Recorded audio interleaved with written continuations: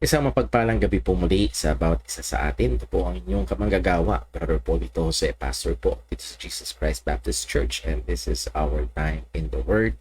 At pagpapatuloy po tayo sa atin pong pag-aaral ng Biblical Evangelism, and this is our lesson number 21. But before we start sa atin pong lesson, ilan po muna mga reminders and also announcements ho para sa ating mga kapatiran dito sa JCBC. Una ho sa lahat, ay pagbati sa nagdiriwang ng kaarawan. Walang iba po hindi ang aking asawa. Ano ho, purihin ang Panginoon, pinagkalooban niya ako ng isang mabuting asawa, katuwang sa buhay, at isang napakalaking pagpapala sa akin personally bilang isang Kristiyano, and also sa akin mga panglawakan bilang isang pastor. Ay siya po ay tunay na biyaya ng Panginoon sa akin. So praise and thank God, and I'm praying always para po sa aking misis. So please, salamat po sa bawat isa na bumati at patuloy na bumabati, at nandun po ang kagalakan na naming mag-asawa sa mga ito. So purihin ang Panginoon sa kanyang katapatan, and also would like also to ask for your prayers, mga nakakaalam. At sa hindi pa ay malalaman nyo na ngayon ay we are expecting our second baby. Nalaman namin last Saturday. So purihin ang Panginoon. At sana pakisama ko sa panalangin because last time sa aming first baby ay medyo naging sensitibo ang pagbubuntis ng aking asawa. And we are praying and asking God na hopefully this time around ay hindi na ho ganon ang maging kalagayan. So muli, salamat po sa mga pumati at patuloy na pumapati sa kanya. So happy birthday po, Sister Jonah, aking maganda at mahal na asawa.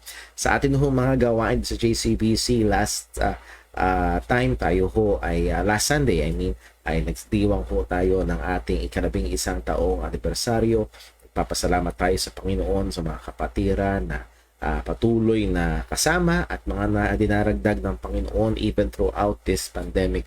Siya ay nagdako ng mga mananampalataya, mga kapatiran na atin pong nakakatuwang at makakatuwang sa mga pag-aaral ko na ito. So tayo ho sa gawain ng Panginoon dito sa JCBC.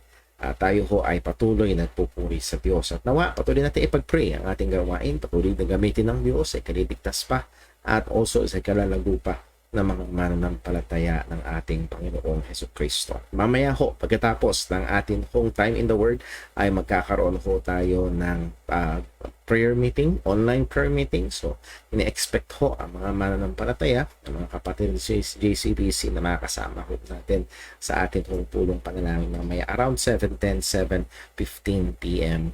ay bubuksan ho natin yung ating prayer room at nawa magkasama-sama po tayo. Ang ating gawain sa Sunday, pag-pray po natin, 8:30 a.m. ang ating Sunday School, and also alas 10 ang ating Sunday morning worship, at 6 p.m. ang ating Sunday evening service, at ating pinapaalalahanan na ang mga mananampalataya ay may obligasyon na daluhan, kung hindi man personally or in person dito sa church, kung hindi tayo able ay sa ating online ay inaasahan ng mga Kristiyano ho na makasama ho natin sa mga gawain po ngayon. So muli ay atin ho ipanalangin ito at atin ho suportahan at nawa ay patuloy ho tayong masumpungan ng Diyos ang tatapat sa mga bagay po na ito. Mag-pray natin ang ating kapatid si Lord Dave Paule.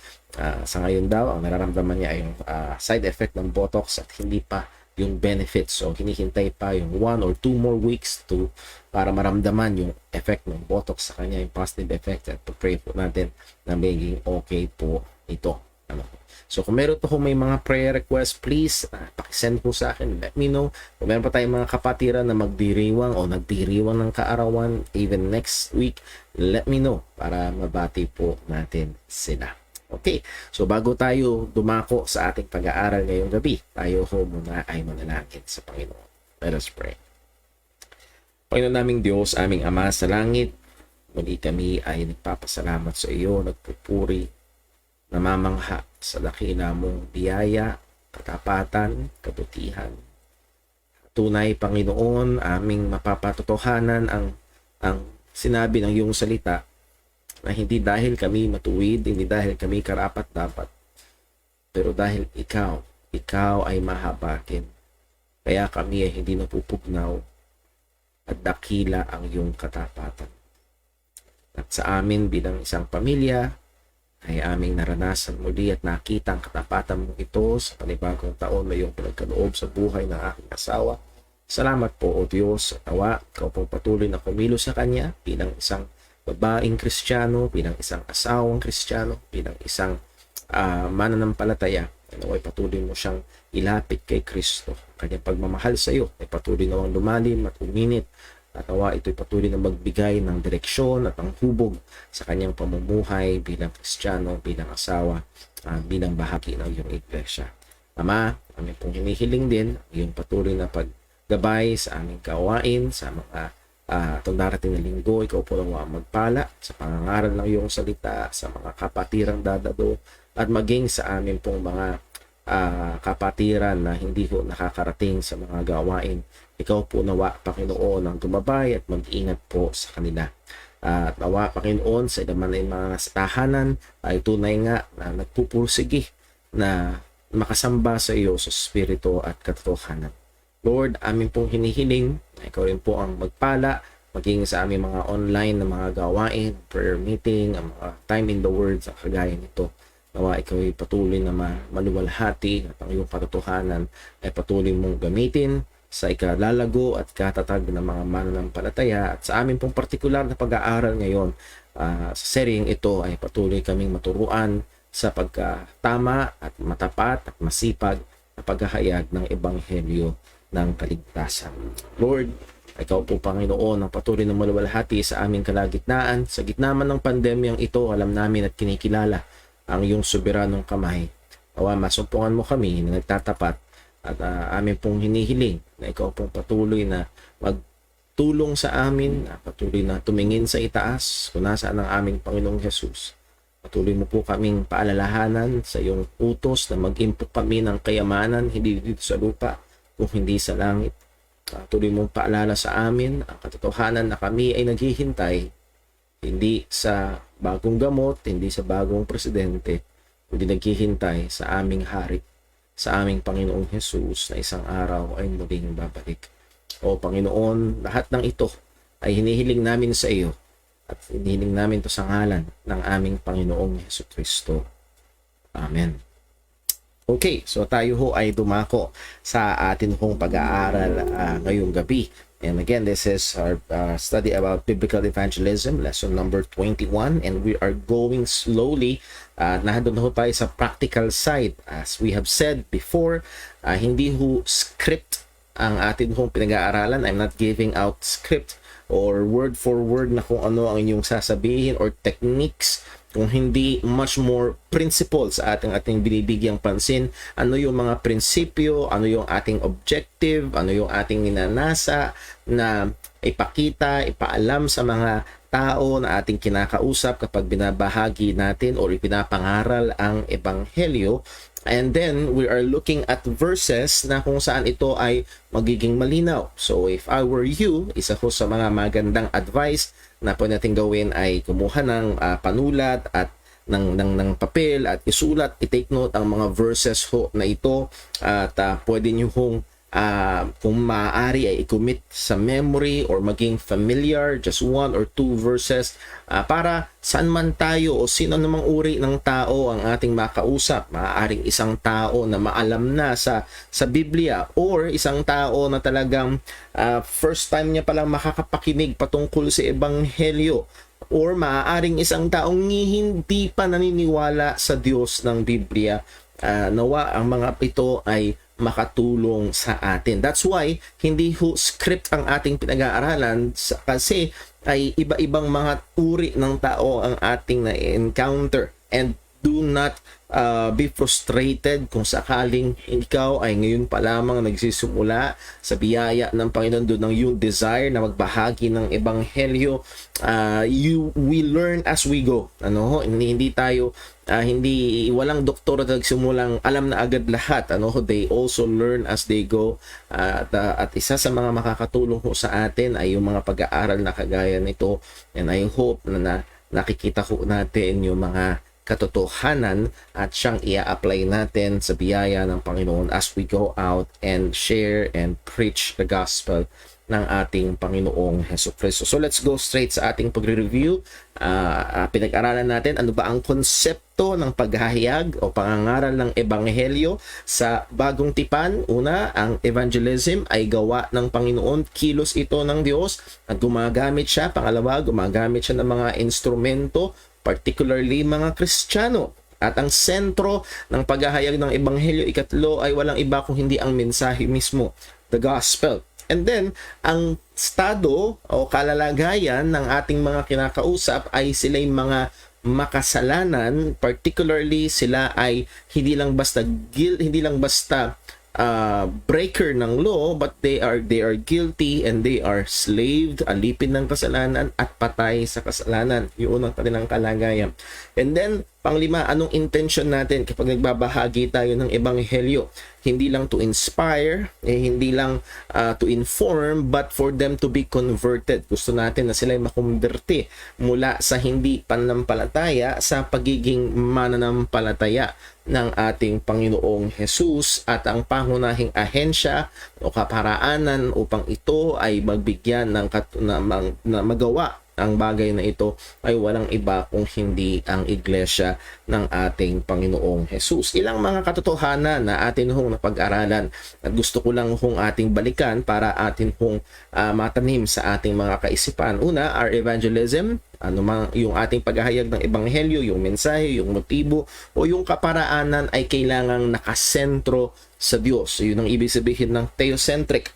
Nahandoon ang essential or pangangailangan ng actual effort, yung talagang pagsusumikap, pag-aayos, paghahasa ng ating kakayahan na ibahagi ang ebanghelyo ng ating Panginoong Jesucristo. So, kailangan nating pagsumikapan na maging mas malinaw pa, pagsumikapan na maging mas maayos pa ang presentasyon ng ebanghelyo. There is an actual place para sa mga efforts na yun. The sovereignty of God, naalala ko nga, ang sabi ng isang mangangaral, ang pagiging soberano ng Diyos ay hindi lisensya sa pagiging tamad ng Kristiyano, or sa pagiging mediocre ng isang Kristiyano. Pwede na yon, soberano naman ng Panginoon. No, we must strive to do our best, kagaya ng sabi ni Apostol Pablo kay Timothy, stir up the gift of God that is in thee. Next, the consistent message ng mga apostol, ang tuloy-tuloy, ang pare-parehong mensahe ng mga apostol at mga unang Kristiyano patungkol sa paghahayag ng Ebanghelyo ay walang iba kung hindi ang persona at ang ginawa ng ating Panginoong Jesucristo, the person and the work of our Lord Jesus Christ. That is the gospel. Chip tricks, ang mga chip tricks, ang mga manipula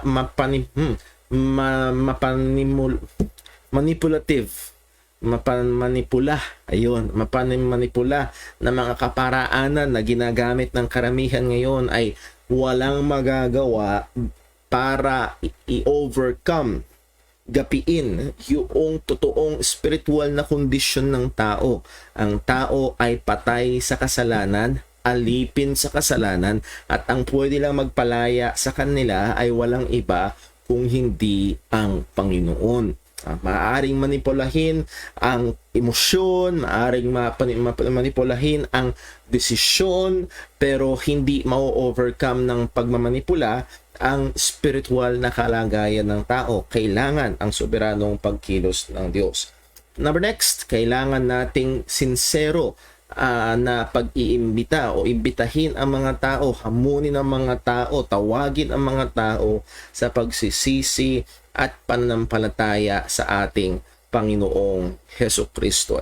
Ito ay lahat, hindi lamang ang mga pinili, kung hindi ang lahat ng mga tao na makasalanan, and that is, yun yung presentasyon sa Biblia, lahat ng makasalanan ay tinatawag na magsisi at manampalataya sa ating Panginoong Jesus. God has established only one agency through which the Great Commission will be carried out.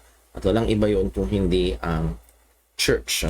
So I hope we are convinced in that. Hindi kailangan ng church para maligtas, pero to work out itong Great Commission na evangelism, baptism, and continuous discipleship at ang tanging ahensya ay walang iba kung hindi ang establish mismo ni Jesus ang kanyang iglesia. Isa sa mga current evangelism paraan ng pag-iebanghelyo na binigyan natin ng pansin ay itong tinatawag na decisionism or decisional regeneration.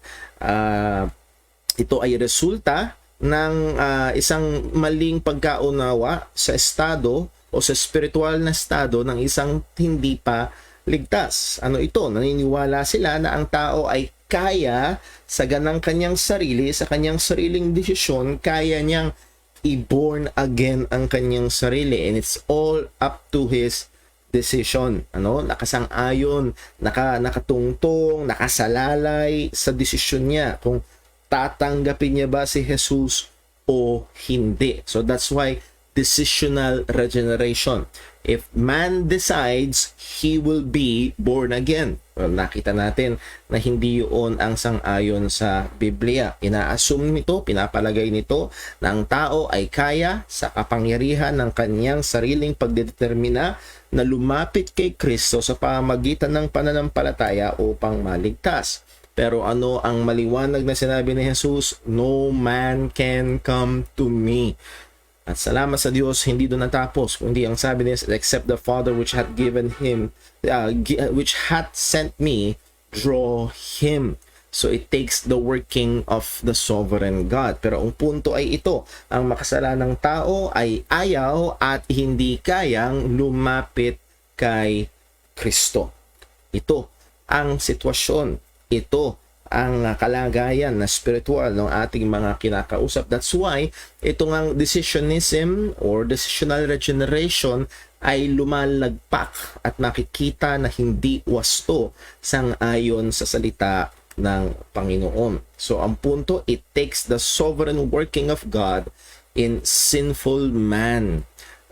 Yung soberano, makapangyarihang pagkilos ng Diyos ay kinakailangan. Doon tayo nakadepende. So as we go out, kanina sabi natin, we must try our best. Gawin natin yung pinakamagagawa natin para maging malinaw, maging convincing, maging maayos ang presentasyon ng ebanghelyo, pero hindi tayo nakadepende sa husay natin o sa galing natin o sa argumento o ilustrasyon natin.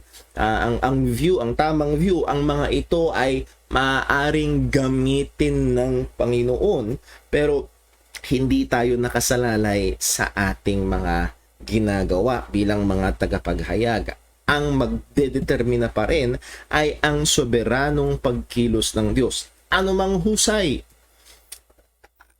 anumang argumento, anumang liwanag ng ilustrasyon, kung hindi bubuksan ng Diyos ang puso ng tao, yung taong yun ay mananatili sa dilim. Ang sabi ni Jesus, John 6:44, nabasa natin kanina, no man can come to me except the Father which hath sent me draw him. At diyan yung word na draw ay hindi lang basta inaanyayahan, kung hindi ang larawan niyan ay para bang yung timba ng tubig sa balon ay hinahatak. You draw the water out of the well. Ang nag-exert ng effort ay yung nagdo-draw, hindi yung water. At yun yung larawan. Ang Diyos ang hihila. Ang Diyos ang kikilo sa tao para ilapit siya kay Kristo. It is repeated in John 6:65. And he said, therefore said I unto you, that no man can come unto me except it were given unto him of my Father. Liban na ito'y ibigay. Ano yung ibibigay? Yung paglapit. Ano ang karaniwan na kaisipan sa atin? Well, hindi sila lalapit kung hindi nila alam. So, ang tanging problema ay pakakulangan ng impormasyon. No? So, no. Again, ang sabi ng ating Panginoong Jesus, it takes the sovereign working of God para ang tao ay lumapit, manampalataya sa Kanya. Acts 16:14, a great illustration of this ay si Lydia, na kung saan ang sabi ng salita ng Diyos, napakinggan niya ang pangangaral, at habang napapakinggan niya ang pangangaral, ang sabi ng salita ng Panginoon, whose heart the Lord opened. At anong naging resulta? She attended unto the things which were spoken of Paul. As I've said before, ito ang storya ng bawat isang tunay na Kristiyano. Hindi dahil binuksan natin ang ating puso sa Panginoon, kung hindi ang Panginoon ang nagbukas ng ating mga puso. Siya ang gumawa. Siya ang kumilos. Sasabihin mo, talagang binuksan ko ang puso ko. Well, kaya mo binuksan dahil kumilos ang Diyos at siya ang unang nagbukas sang-ayon sa salita ng Panginoon. 2 Corinthians 4:6. At narito napakaliwanag ang ginamit na ilustrasyon ni Pablo ay yung paglalang ng Diyos ng liwanag sa Genesis chapter 1. Sabi, for God who commanded the light to shine out of darkness, so let there be light, and there was light. Yun yung makapangyarihang salita ng Diyos, soberano. Nung sinabi ng Diyos, let there be light, hindi pwedeng hindi magkaroon ng ilaw. And take note, hath shined in our hearts. Sino yung our dyan? Mga Kristiyano. God shined in our hearts. Tong word na shined is verb, action word. It is passive, meaning ito ay ginawa sa atin. Ang Diyos ang nagbigay liwanag sa ating mga puso. Yung pusong alipin ng kasalanan, yung puso na nasa dilim, ang Diyos ang nagbigay liwanag. Ano ang resulta?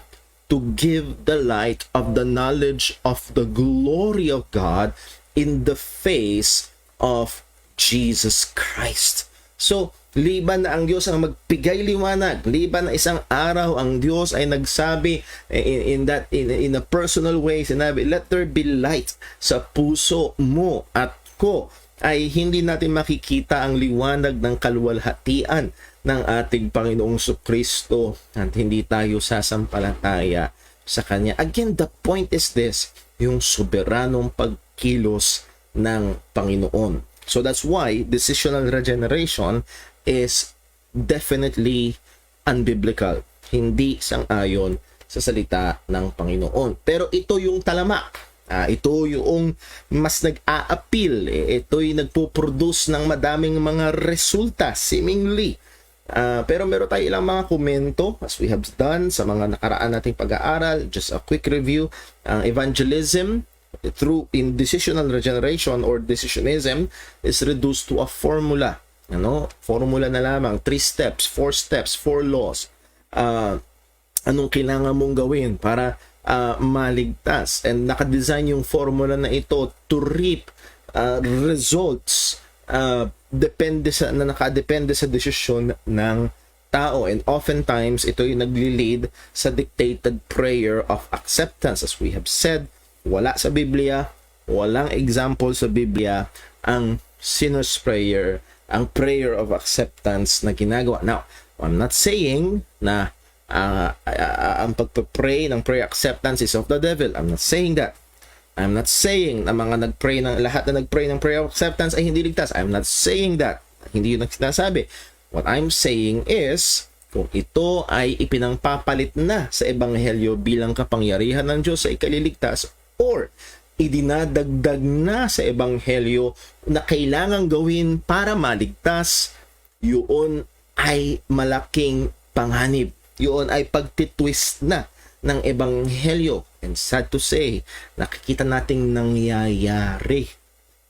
Kung iyong naalala, yung ating sample video, isang kilalang mga ngaral, 40,000. Nung wala pang pandemya, 40,000 ang uma-attend sa church nila. Anong ginawa niya sa bandang dulo? Nag-lead lang sa prayer without the gospel. Pero kung sumunod ka sa prayer na yun, na born again ka na daw. And again, that's simply replacing the gospel with that prayer of acceptance. And that is not acceptable.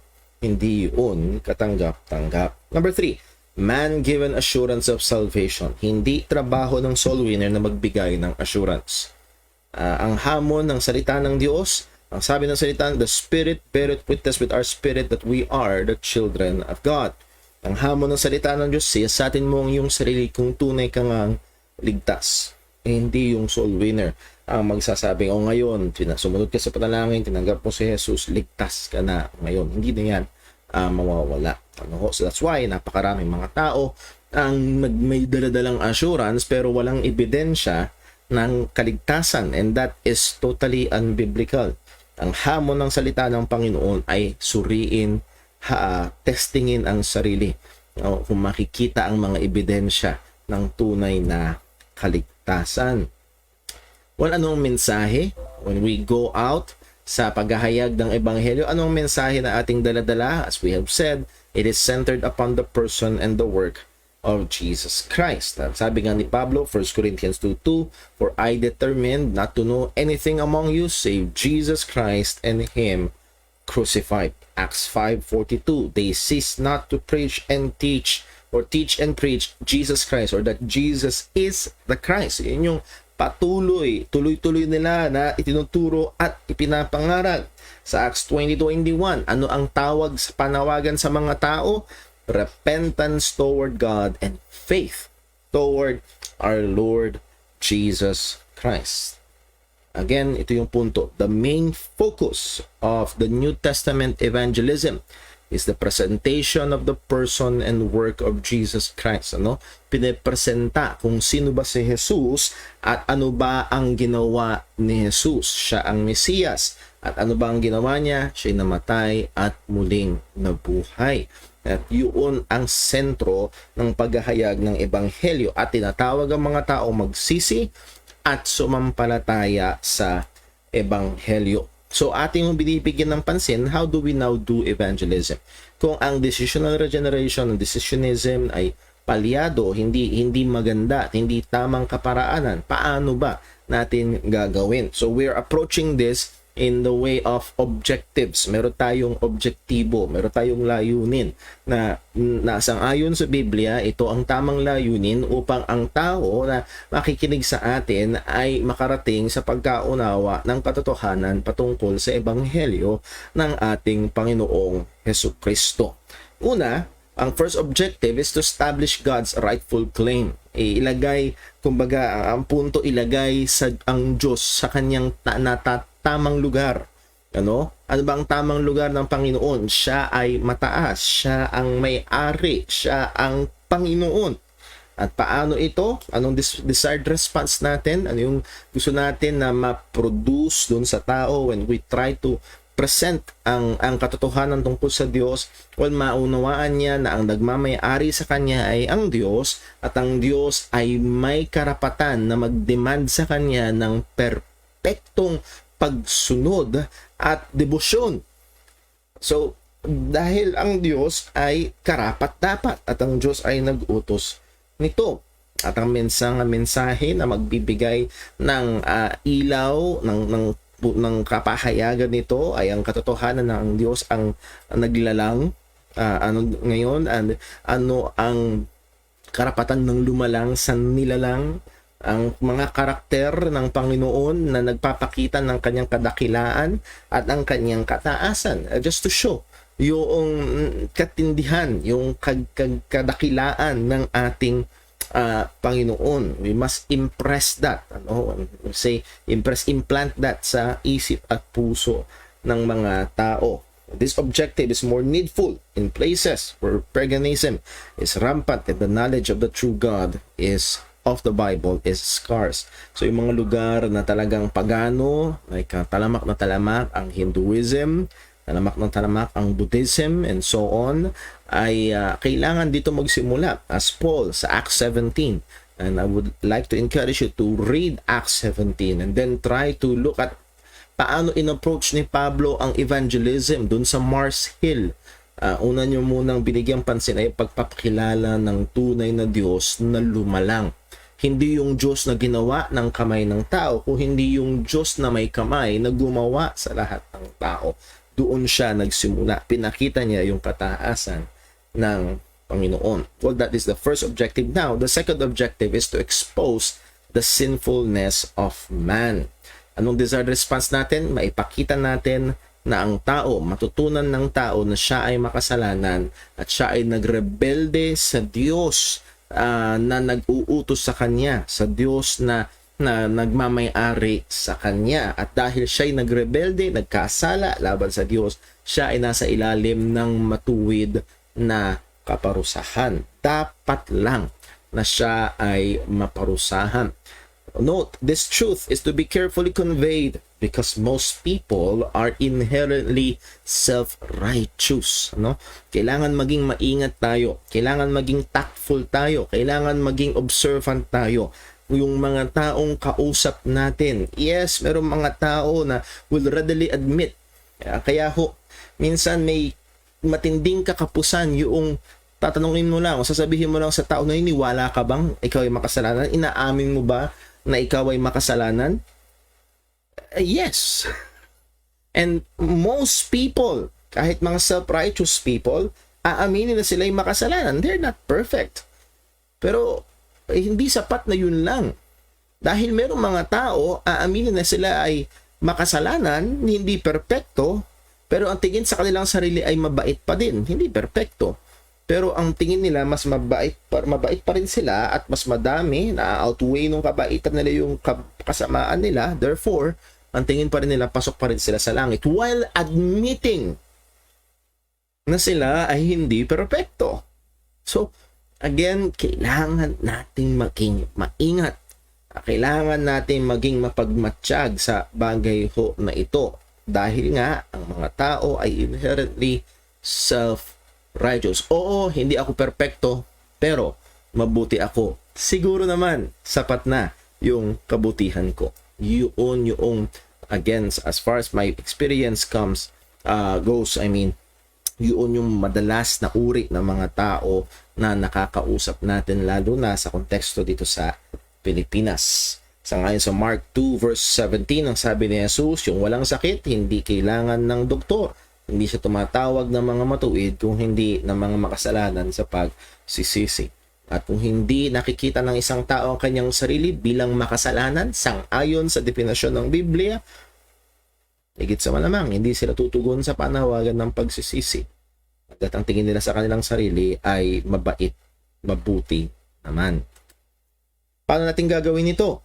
How do we expose the sinfulness of man? Well, we use the law. Papakita natin ang kautusan ng Panginoon. We can use the 10 Commandments. At ang layunin is to show their guilty status, to emphasize the guilty status, yung estado, yung kalagayan ng pagiging guilty, hindi yung feeling na pagiging guilty. As we have said before, yung timbangan ay maling ilustrasyon.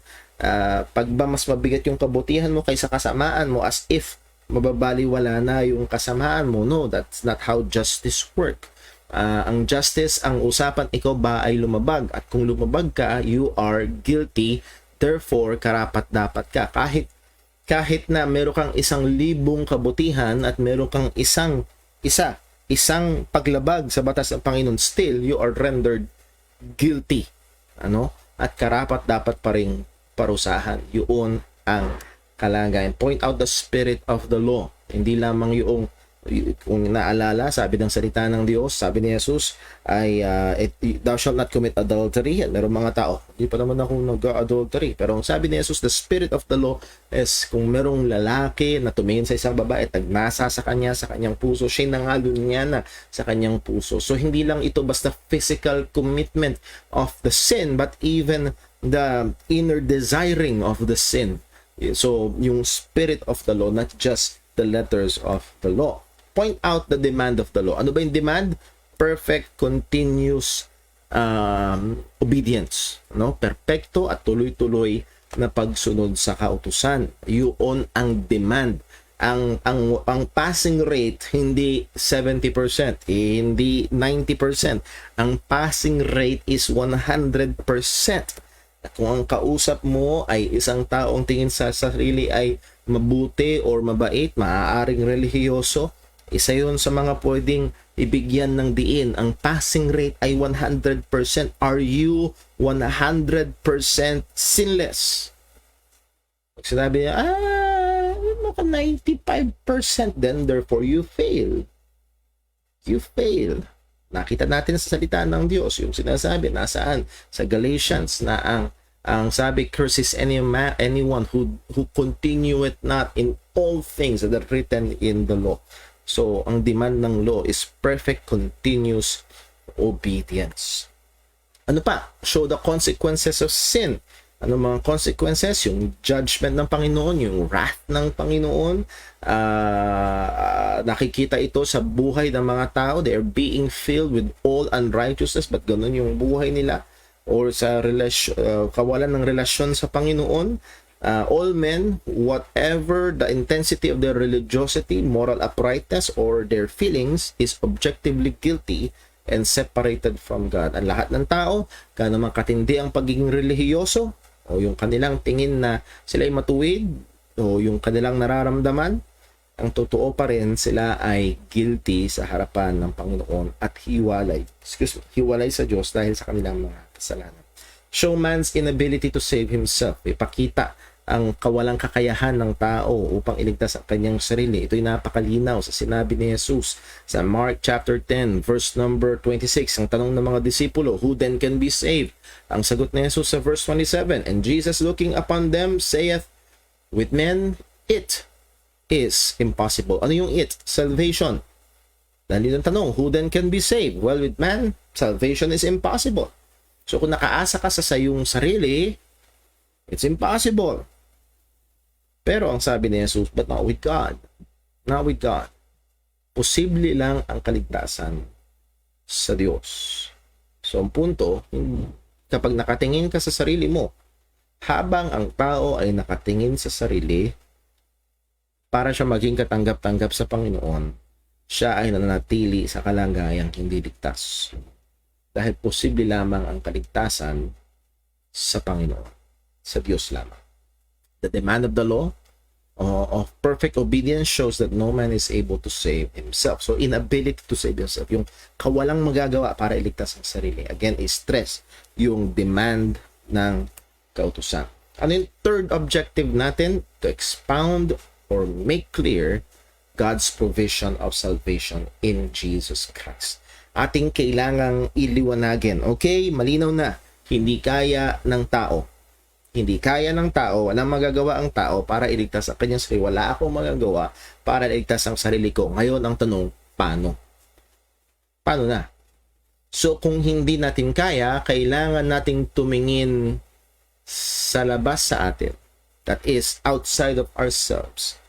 Again, coming up sa Mark chapter 10, it is possible with God. So, we will need to look to God para sa kaligtasan. Impossible sa tao.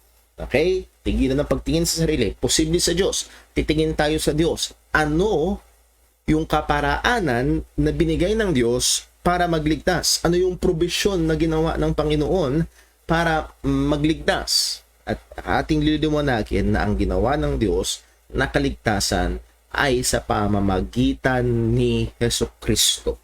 Pamamagitan ni Hesukristo. Anong desired response natin? My hope of salvation is only in Christ. In Him, there is complete provision. Masumpungan ng tao, maunawaan ng tao na ang tanging pag-asa ng kaligtasan ay na kay Jesus, at kay Jesus ay kumpleto na ang provision ng kaligtasan. Pag sabing kumpleto, hindi na kailangang dagdagan. At yun, ang isa sa mga mahalagang stress o bibigyang pansin.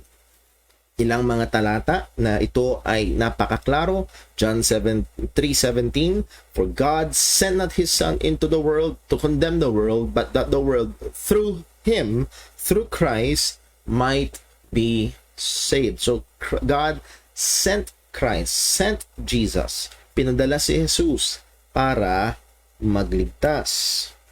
John 14:6, si Jesus mismo ang nagsabi. Jesus said unto him, I am the way, the truth, and the life. No man cometh unto the Father but by me. Walang makakaparoon sa Ama kung hindi sa pamamagitan ni Jesus. Sa akin, personally, tuwing nagbabahagi ng Ebanghelyo, I could say maybe 9 out of 10 na conversation ng pagbabahagi ng Ebanghelyo almost always ay isa sa mga talata na aking binabanggit ay itong John 14:6 because it's very clear sa sinabi ni Jesus at ang tanging pwede lang pamilian ay nagsasabi ba si Jesus ng totoo o nagsisinungaling si Jesus. Marami bang daan o meron lang iisang daan? Isa yun minsan sa mga tinatanong ko sa kanila. 1 Timothy 1:15. This is a faithful saying and worthy of all acceptation. Or in other translation, worthy to be accepted by all. Ito ay karapat-dapat tanggapin ng lahat. At ito'y karapat-dapat mong tanggapin. If you're sharing the gospel to a person, kung bubuksan mong 1 Timothy 1:15, ito ang dapat mong tanggapin. Nakita mo na ikaw ay makasalanan sa harapan ng Diyos. Ito dapat ang kailangan mo. Ito ang dapat tanggapin mo. That Christ Jesus came into the world to save sinners. Save sinners of whom I am chief. Kung ang ating kausap ay, again, sometimes hindi natin alam kung sino ang taong dadalhin ng Diyos sa ating landas. Maaaring may matinding madilim na nakaraan yung ating kausap. At may mga taong ganun na sobrang sama nung kanilang nakaraan ay ang tingin nila hindi sila mapapatawad ng Panginoon. Well, here is a great verse. Ang sabi ni Paul, of whom I am chief of sinners. Tingin mo ikaw ang pinakadakilang makasalanan. Good news, dumating si Jesus para iligtas ang mga kagaya mo. So you're not out of the reach of God's saving grace through Christ. Kung meron pang isang napaka liwanag, ay medyo mahaba-haba lang, pero ang ganda ng pagiging klaro ng talatang ito. Again, ang punto is yung provision ng kaligtasan kay Kristo at yung kasapatan nito, yung kakumpletuhan nito. Sabi sa Hebrews 10 verse 3, but in those sacrifices, aning sacrifices? In the Old Testament economy, sa lumang tipan, nandun yung mga pag-aalay nila ng iba't ibang klase ng mga hayop sa iba't ibang kapanahunan. Ang sabi, but in those sacrifices, there is a remembrance again made of sins every year. So that great sacrifice, yearly sacrifice, taon-taon inaalay. Ang sabi, for this not possible that the blood of bulls and of goats should take away sin. So, tinatakpan lang pero hindi naalis. Kasi kung naalis, hindi mo na kailangan ulitin. So, the fact na inuulit-ulit ang offering, it points out na hindi nito kayang mag-alis ng kasalanan. Verse 9, talog tayo. Then said he, that is Jesus Christ, Lo, I come to do thy will, O God. He taketh away the first, that he may establish the second. By the which will we are sanctified through the offering of the body of Jesus Christ once for all. Anong sabi? We are sanctified by the offering of the body of the Lord Jesus Christ once for all. Ano ito? In contrast dun sa mga inaalay na hayo paulit-ulit. Pagdating kay Jesus, minsan magpakailanman. That's the great contrast. That's the greatness ni Jesus kumpara doon sa Old Testament economy offering. Verse 11, and every priest standeth daily ministering and offering oftentimes the same sacrifices which can never take away sin. So naman kinumpara. So kinumpara yung offering, animal sacrifices cannot wash away sin. Jesus Christ offering once for all washed away sins. Itong mga priest everyday nakatayo, inuulit-ulit ang mga paghahain. Pagdating naman kay Jesus, verse 12, but this man, after he had offered one sacrifice. So, can you see here, dun sa verse 9, verse 10, verse 10, Jesus is the sacrifice. Pagdating sa verse 12, Jesus is the one who offered the sacrifice. So, he is the lamb and he is also the priest who offered himself as the sacrifice. Pero ang sabi, but this man, Jesus, after that he had offered one sacrifice for sin forever, anong ginawa? He sat down on the right hand of God. Again, in contrast sa verse 11, those priests standeth daily. Hindi natatapos yung kanilang pag-o-offer. Pagdating kay Jesus, minsan niyang ginawa, naupo na siya. It speaks of, it shows, pinapakita na tapos na yung kanyang pag-aalay. Verse 13, from henceforth expecting. So yung probisyon ng Panginoon na ginawa niya sa pamamagitan ni Kristo Jesus, yung gawa ng tao paulit-ulit na hindi sapat, Pero yung ginawa ni Kristo minsan at pagkailanman ay sapat.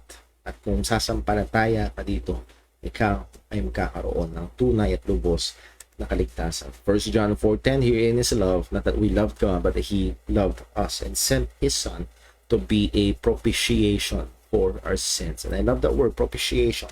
Pampalubag loob, yung galit ng Diyos, pampawala ng galit ng Diyos, sapagkat yung kinihinging kabayaran ay nabayaran. At walang iba ito kung hindi yung ginawa ni Jesucristo. Anong bibigyan natin diin? We must make clear that the salvation that God has provided for sinners is only through His Son, Jesus Christ. Yun yung bibigyan natin ng diin. Sa pamagitan lamang ni Kristo. Again, imposible sa tao, posible sa Diyos. Imposible sa Diyos, anong ginawa ng Diyos? Sinugo niya ang anak niya. Ito lang. Ito lang ang tanging kaparaanan. Si Jesucristo lamang.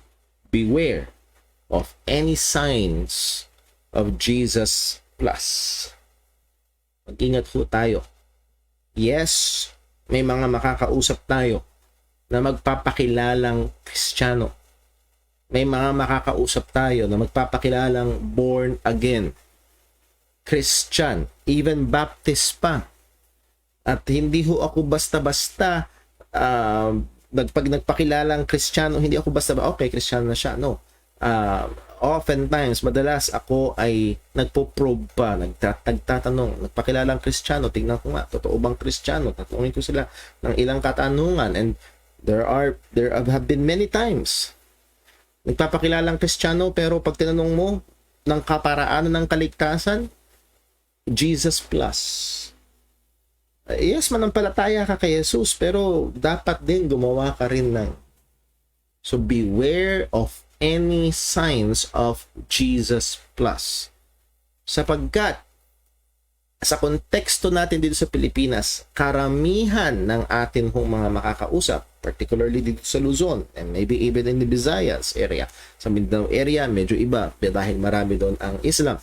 Nevertheless, dito sa atin, which is predominantly Roman Catholic, babad sa lengguwahe ng Biblia, babad sa lengguwahe ng relihiyon.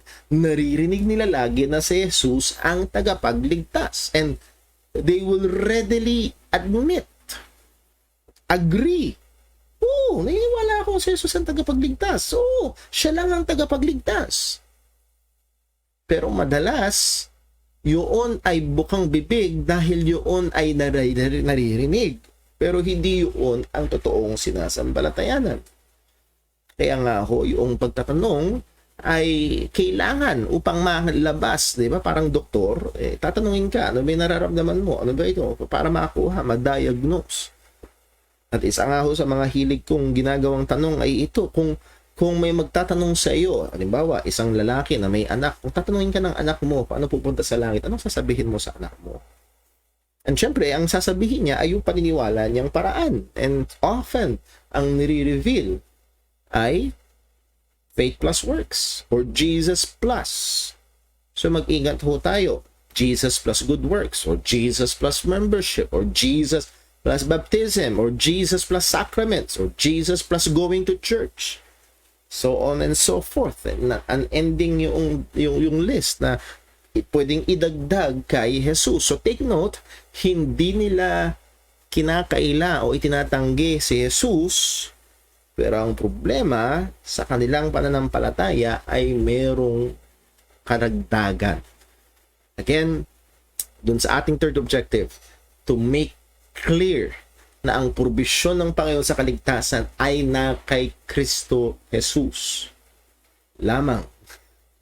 Walang iba. Kaya nga ho, let us be aware, mag-ingat sa mga senyales ng Jesus plus.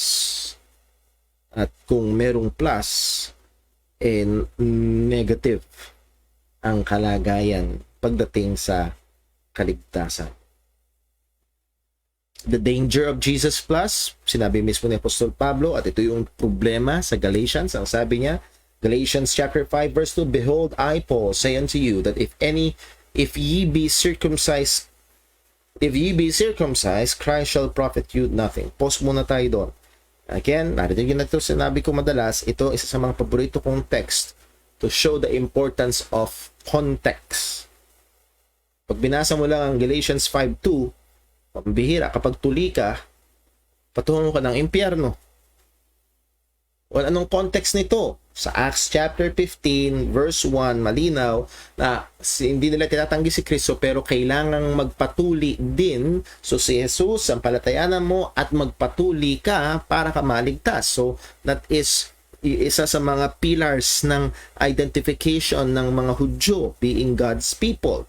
So for you to be really one of God's people, hindi lang si Jesus, kung hindi be circumcised also. So it's Jesus plus circumcision. And that's part of keeping the law. Anong sabi ni Paul? If you are adding to Christ, si Jesus, tas dadagdagan mo ng part of the law, which is here particularly circumcision, Christ shall profit you nothing. Verse 3, For I testify again to every man that is circumcised, that he is a debtor to do the whole law. At anong alam na, kita natin, then you are a debtor, then you are under a curse dahil hindi mo matutupad ang buong kautusan. Again, ang punto dyan na ito, if you are circumcised, at ang kaisipan na ito, kaya ka nagpatuli ay dahil para maligtas. So, si Jesus at dinagdag mo ang circumcision para maging katanggap-tanggap ka sa Panginoon. Hindi sapat si Jesus para maging katanggap-tanggap ka. Kailangan mo ang circumcision. Ang sabi ni Apostol Pablo, you are a debtor. You are a debtor to the whole law. Hindi lang yung circumcision ang kailangan mong gawin. Dapat lahat. Anong sabi niya? Verse 4, Christ is become of no effect unto you. Whosoever of you are justified by the law, ye are fallen from grace. Walang epekto sa inyo si Kristo. Why? Again, ito ang kababagsakan. If Jesus plus, nawawala ng effect si Jesus. Because that plus ruins the gospel, twists the gospel, turn it upside down. Anong punto ni Jesus? Hindi mo kaya at ito'y biyaya ng Diyos. Anong punto ng plus? Kaya mo. Ang magiging karapat dapat ka. So it turns the gospel upside down. For we, ngayon binigyan ng contrast ni Pablo, for we, sino yung we? True believers, for we, through the Spirit, wait for the hope of righteousness. How is this righteousness conferred? Paano ito napapasa atin? By faith. Yung pag-asa ng katwiran, hindi doon sa pagsunod sa kautusan, hindi doon sa pagsunod sa pagtutuli, kung hindi by faith. Verse 6, For in Jesus Christ neither circumcision availeth anything, nor uncircumcision, but faith which worketh by love. By the way, sa mga nagsasabing magkakontra si Pablo at si Santiago, ang sabi ng verse 6, faith which worketh by love. This is what availeth in Christ. Faith which work. Yung pananampalatayang gunagawa. But ang punto dito, yung panganib ng Jesus plus. Pag si Jesus ay dinagdagan mo, nawawalang saysay. Again, pertaining to salvation. Kapag hindi sapat si Jesus, pag may dinadagdag ka si Jesus at ang nawawalan ng saysay, hindi magiging kapakinabangan sa iyo, walang pakinabang sa iyo. Christ shall profit you nothing. And that is very dangerous. Lahat ng gawa ni Kristo ay walang pakinabang sa iyo. O hindi ka bahagi nito kung dinadagdagan mo si Kristo. So let us be aware. When we go out, paghahayag ng ebanghelyo, meron tayong even fellow Baptist minsan nahuhulog sa kalagayan ganito. Wag natin basta i-assume na sabi nila Kristiyano sila, sabi na born again sila, sabi na Baptist sila. Pero kailangan din natin matignan, suriin, alamin ano ba ang talagang kalagayan. Madalas sa Baptist is Jesus plus sinner's prayer. Yes, nangyayari yun. So, kailangan nating maging maingat. Kailangan nating maging maingat. Sabi ni J.C. Ryle, at siguro dito lang tayo matatapos, Christ is all in a sinner's justification before God. Through Him alone, we can have peace with a holy God.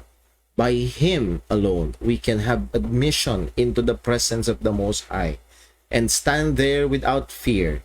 We have boldness and access with confidence by the faith of Him. In Him alone can God be just and justify the ungodly. And I say amen and amen. Wala tayong ibang tatayuan, wala tayong ibang daladala. I have no argument, I have no plea. It is enough that Jesus died and that He died for me. So, si Kristo lang. And when we go out, we try to evangelize, hindi yung relihiyon natin, hindi yung galing natin, hindi yung paglilingkod natin, kung hindi ang ating binibigyan, nililiwanag ay ang probisyon ng Diyos. So, imposible sa tao, pag establish na yon, posible sa Diyos. Okay? Anong ginawa ng Diyos? Ang ginawa ng Diyos na paraan ng kaligtasan ay hindi sa pamamagitan ng kautusan o ng relihiyon, no. Sa pamamagitan ni Hesus Kristo lamang. At yon ay kailangan na maging malinaw sa atin ng kausap kapag inihahayag natin ang Ebanghelyo. Again, hindi kailangan maging doctorate level ang paliwanag. Isang ang hamon ay try to explain it sa isang 7 years old na bata. Isa yun siguro mas madaling ipaliwanag sa doktor kaysa 7 years old na bata. Pero to stress yung clarity, hindi kailangan na napaka masalimuot. But sometimes it requires also simplicity sa ating kinakausap. So we should consider yung level, yung kalagayan, yung estado ng ating kausap kapag binabahagi natin ng iba. Pero hindi nagbabago yung mensahe. Hindi nagbabago yung ating objective. Ipaunawa na ang kaligtasan na ginawa ng Panginoon, yung provisyon na ginawa ng Diyos para sa kaligtasan natin ay na kay Kristo Jesus lamang. So let me ask the question, ikaw na nakikinig ngayon, tinanggap mo na ba ito? Imposible ang kaligtasan para sa iyo. Hindi mo kaya. Wala kang magagawa para iligtas ang iyong sarili. Napakataas ng demand ng kautusan at sigurado ikaw ay guilty. Nasa ilalim ka ngayon ng parusa. Imposible ito sa iyo. Posible lamang ito sa Diyos. So kailangan mong iwanan ang pagtingin sa sarili at anumang pag-asa mula sa iyong gawa at umasa ka lamang sa Panginoon. At ano ang ginawa ng Panginoon? Isinugo niya ang kanyang bugtong na anak upang mamatay sa krus, bayaran ng iyong mga kasalanan. At siya ay muling nabuhay. At ang sabi ng Panginoon, sino mang sa kanya'y tunay na sasampalataya ay hindi mapapahamak, kundi merong buhay na walang hanggan. Magpapatawad ang kanyang mga kasalanan, mabibihisan ng perpektong katwiran. Siya ay magiging totoong tunay na anak ng Diyos. Yun lang ang paraan ng kaligtasan na kay Kristo Jesus lang. So let me ask, ikaw ba ay totoong sumampalataya na kay Jesus? Tinanggal mo na ba ang tiwala mo sa iyong sarili o sa kahit anong bagay at nagtiwala ka lang kay Kristo? If not, why not? Malinaw ang salita ng Panginoon, hindi mo kaya at na kay Kristo lang.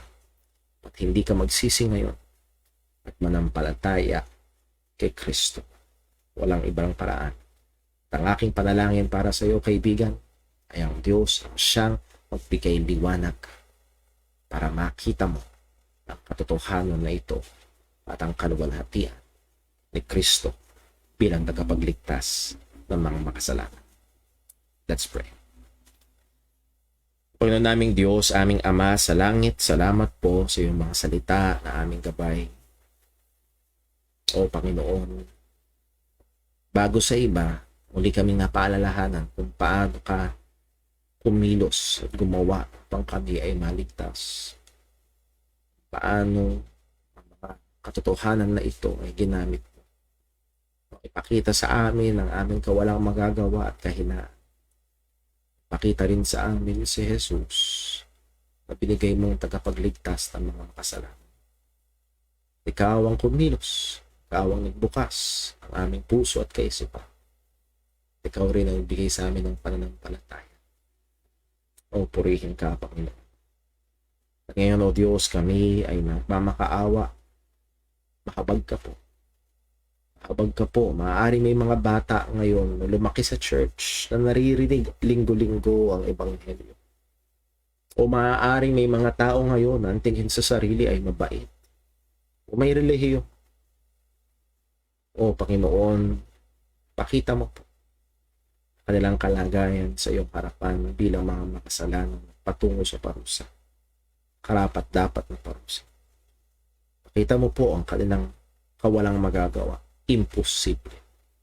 Imposibleng iligtas nila ang kanilang mga sarili. At ang tanging pag-asa nila ay tumingin sila sa iyo. At ang tanging makikita nila na ginawa mo para kami maligtas ay binigay mo si Kristo. Nawa sila ay tunay na magsisi at manampalataya kay Jesus sa Ebanghelyo. O Panginoon, wala mga makakagawa nito. Lord, amin din pong hinihiling sa aming mga mananampalataya. Tulungan mo kami, give us wisdom, give us discernment sa aming paglalayunin na maghayag ng Ebanghelyo. Bigyan mo kami ng tapang, kakayahan, upang ang iyong Ebanghelyo ay maihatid, maipahayag ng may kaliwanagan. Sa biyaya mo, ito'y maging kagamitan sa ikaliligtas nila. Panginoon, salamat po. Gabayan mo kami sa aming pagpapatuloy, sa mga gagawin pa. Ikaw po na maluwalhati. Ikaw po patuloy na mahabag at mag-ingat sa aming pong bansa, sa dumaraang pandemya. Lord, we are desiring dumating na ang araw. Muli kami bilang yung mga mananampalataya ay malayang makapagtipon-tipon sa pagsamba. Habag ka po, Panginoon. Mahabag ka. Ikaw po patuloy na maluwalhati sa aming mga buhay. Salamat po sa iyong mga salita. Dalangin namin sa ngalan ni Jesus. Amen. Okay, so muli ho, isang paalala para sa atin ho mga kapatiran. Tayo ho ay magkakaroon ng online prayer meeting. After ho na atin hong tapusin ang ating live stream na ito, after mga 5-10 minutes, i-open ho natin ating prayer room. Nawa, pagkasama-sama tayo doon sa ating prayer time. God bless po. Ingat po tayong lahat. I miss you all and I love you all. Ingat po tayo.